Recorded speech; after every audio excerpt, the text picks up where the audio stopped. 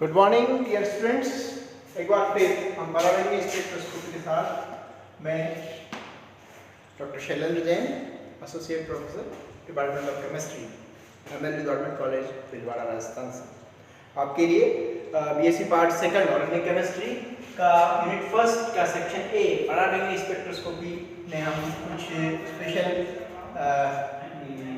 Technologies हम लेते हैं जो अमूमन एग्जाम में पूछी जाती है। कुछ शिफ्ट्स हैं, कुछ इफेक्ट्स हैं और कुछ ग्रुप्स हैं, उनको अपन समझने की कोशिश करते हैं।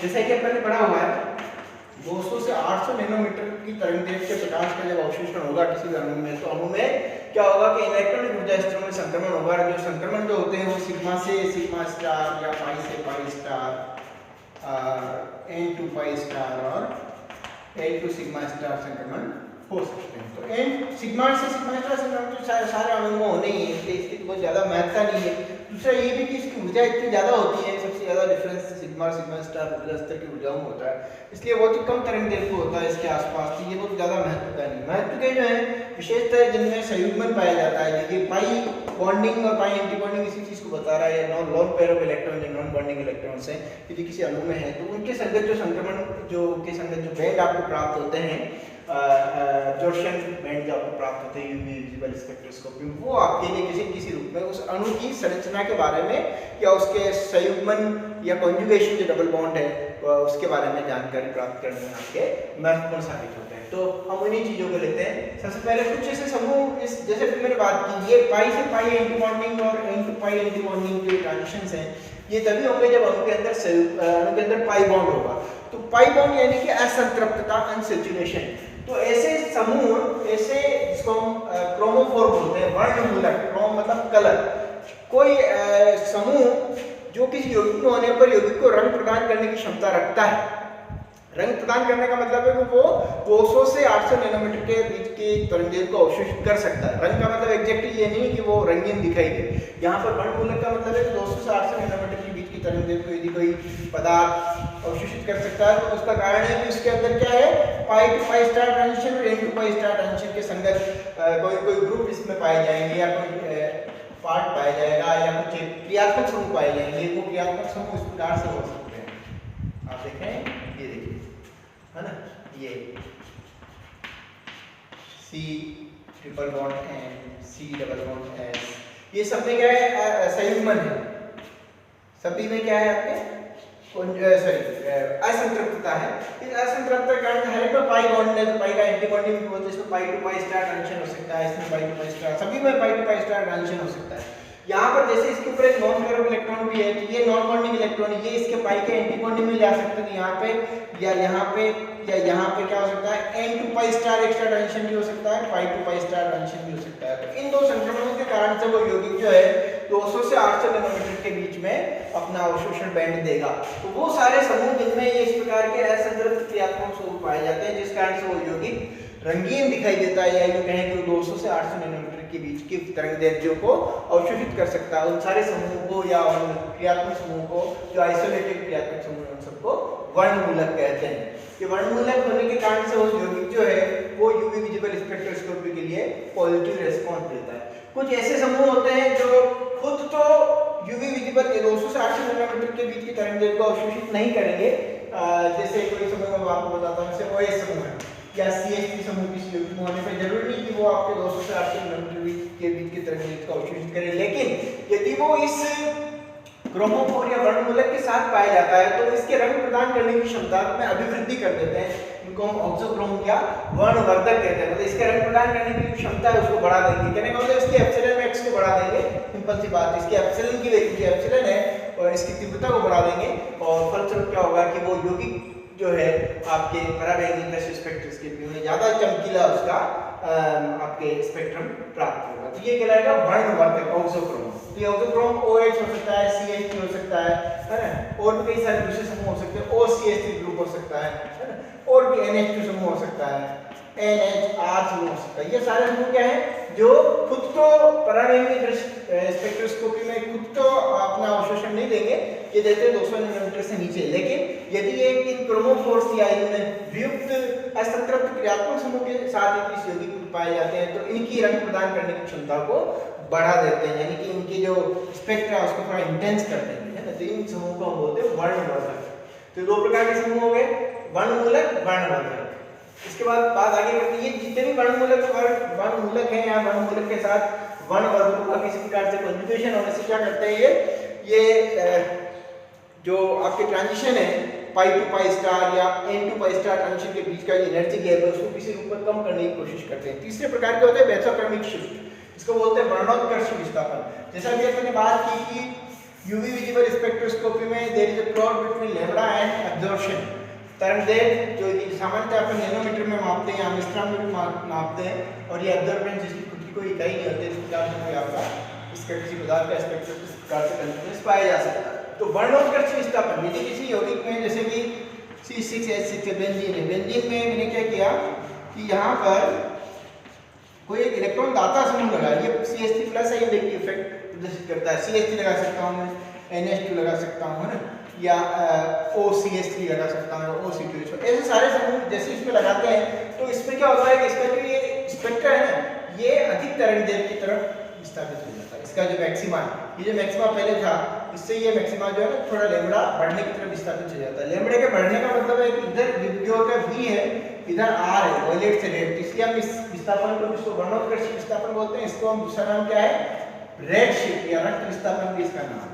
तो रक्त विस्थापन कौन करते हैं, रेड शिफ्ट या मेथोक्रोमेटिक शिफ्ट का मतलब ये है कि अल्ट्रावायलेट विजिबल स्पेक्ट्रोस्कोपी में जब किसी यौगिक का स्पेक्ट्रम आप ले रहे हैं और यौगिक में कुछ इस प्रकार के रूपांतरण या प्रतिस्थापन किए जाएं, जो कि जैसे बेंजीन में कोई इलेक्ट्रॉन दाता समूह आपने जोड़ दिया NH2 इस प्रकार के समूह, तो फलस्वरूप इसका जो लैम्बडा मैक्स है, ये लैम्बडा मैक्स है, ये लैम्बडा मैक्स उच्चिष्ट के संगत है ना, ये अधिक तरंगदैर्घ्य की तरफ शिफ्ट हो गया। इसको रेड शिफ्ट या मेथोक्रोमेटिक शिफ्ट अपन बोलते हैं। जैसे बेंजीन और टॉलुइन की यदि लैम्बडा की बात करें, लैम्बडा मैक्स की बात करें, तो बेंजीन और टॉलुइन के लिए 254 और 261, ये 254 नैनोमीटर पे है, ये 254 नैनोमीटर से ये कितने पे हो गया, 261 नैनोमीटर। ये बढ़ा है लैम्बडा मैक्स 5 6 7 नैनोमीटर से बढ़ गया है। इसका 254 नैनोमीटर पे एब्जॉर्प्शन पीक आ रहा है और टॉलुइन के लिए कितना आ रहा है, 261 नैनोमीटर। ये वास्तव में बेथोक्रोमिक शिफ्ट जो है पाई से पाई एंटी बॉन्डिंग ट्रांजिशन या n to pi anti bonding transition के संगत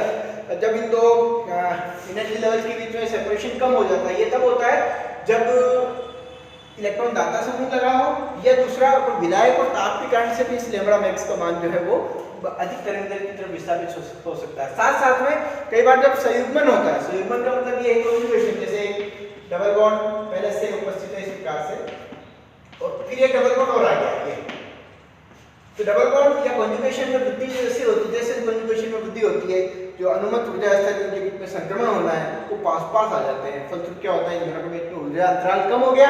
ऊर्जा अंतराल कम हो गया तो आपको पता है E=hc/λ, ऊर्जा अंतराल कम हो गया तो लैम्बडा का मान बढ़ जाएगा, यानी कि लैम्बडा या उच्चिष्ट जो अधिक तरंगदैर्घ्य की तरफ विस्थापित हो जाता है। इसको रक्त विस्थापन बोलते हैं। इसके विपरीत वर्णात्कर्ष विस्थापन या हिस्टोक्रोमिक शिफ्ट इसको बोलते हैं, जिसमें कोई एक ऐसा समूह इसमें प्रतिस्थापित किया जाए जो इसके लैम्बडा मैक्स को जो है कम तरंगदैर्घ्य की तरफ विस्थापित करते हैं।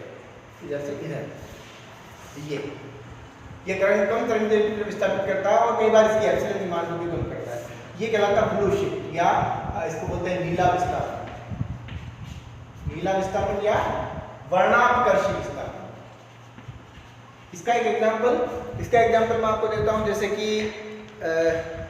इसका जो है ना, मैं कॉन्जुगेशन में कमी ज़्यादा है, इसका एक एग्जांपल आपके सामने है।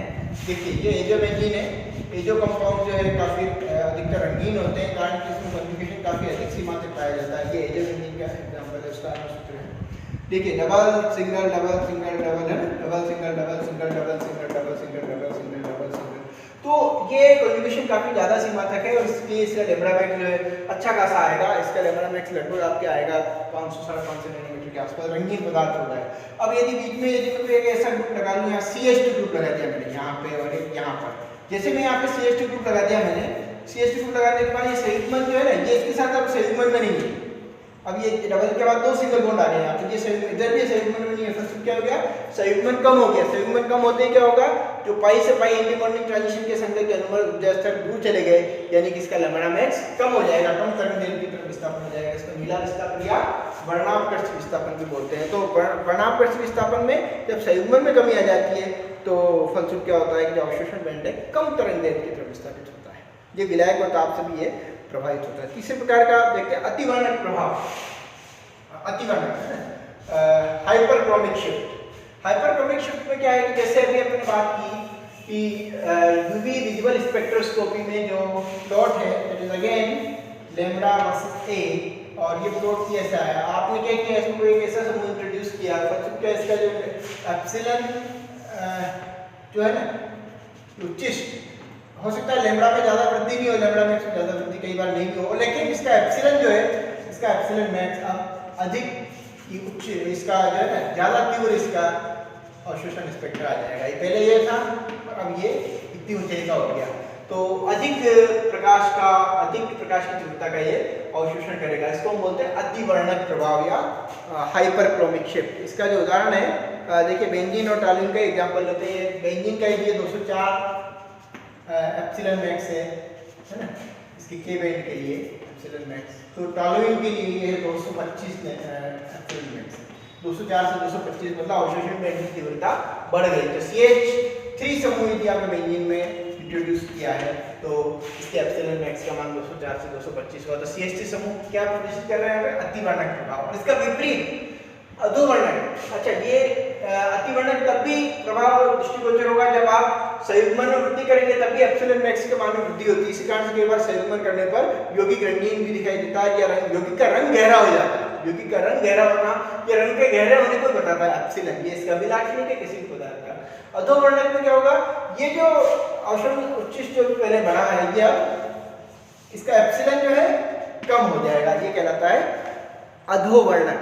अधो मतलब नीचे, अति मतलब ऊपर, हाइपर इसको बोलते हैं हाइपोक्रोमिक शिफ्ट। हाइपोक्रोमिक शिफ्ट देखिए एप्सिलॉन मैक्स के मान में कमी, ये बेंजीन है और ये क्लोरोबेंजीन के संगत में।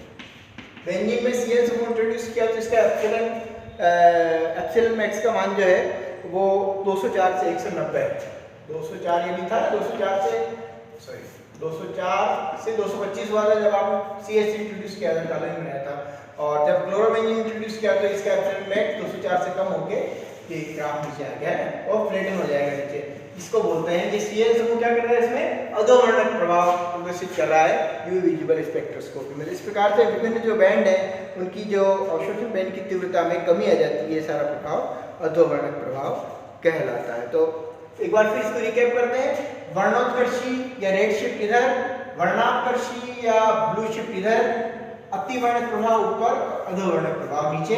ये स्पेक्ट्रा अल्ट्रावायलेट एब्जॉर्प्शन स्पेक्ट्रा है जिसमें लैम्बडा और एब्जॉर्बेंस के बीच में प्लॉट होगा है। ठीक है, तो आज के लिए इतना बहुत है, अगले वीडियो में फिर मिलेंगे। आपको वीडियो कैसा लगा, कोई प्रश्न हो तो आप जरूर पूछें। Thanks for watching, thank you.